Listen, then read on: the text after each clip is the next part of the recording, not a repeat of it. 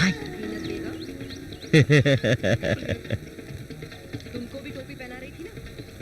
నా అడ్రస్ ఎలా దొరికింది నీకు?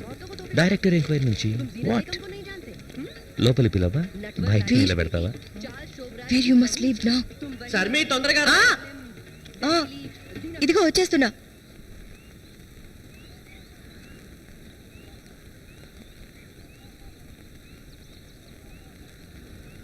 My husband Veer. I'll tell you everything. Go. Go, Veer. Go, Veer. Go.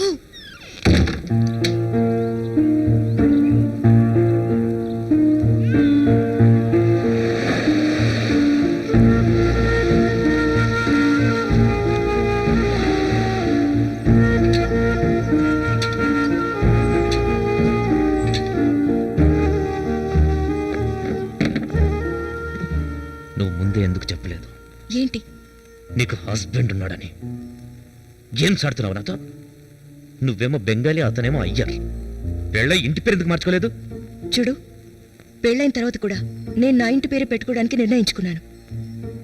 అది సుబ్బుకి కూడా ఏ అబ్జెక్షన్ లేదు. ఓకే? ఆబ్జెక్షన్ లేదా? నిన్ను ఒప్పించే ధైర్యం లేదా? నాతో ఎందుకు ఇలా ఆడుకున్నావు శర్మిష్ట? నాకు, సుబ్బు, నా హస్బెండ్కి, మా ఇద్దరికి చాలా రోజులుగా ప్రాబ్లం ఉంది. గత 3 నెలలుగా మేము వేరువేరుగా ఉంటున్నాం. We even discuss divorce. But ఆ రాత్రి నేను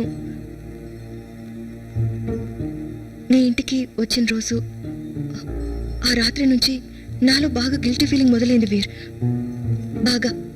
అండ్ నేను సుబ్బుకి ఫోన్ చేశాను. మేము కలుసుకున్నాం.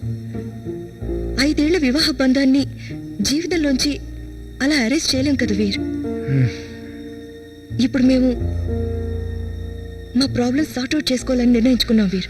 కానీ నీకు నాకు జరిగింది దాన్నే మనాలి. I don't know Veer. Maybe I wanted to be feel special. నువ్వు నా మీద ఇంత అటెన్షన్ పెడుతున్నావు.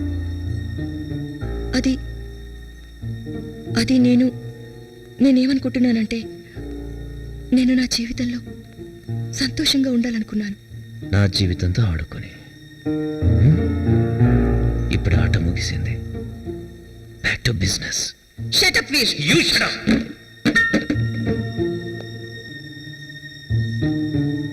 వీర్, thanks to you.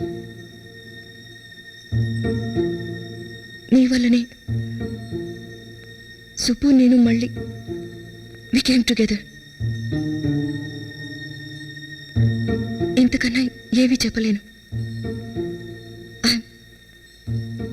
I'm very very sorry. Thanks. Sorry.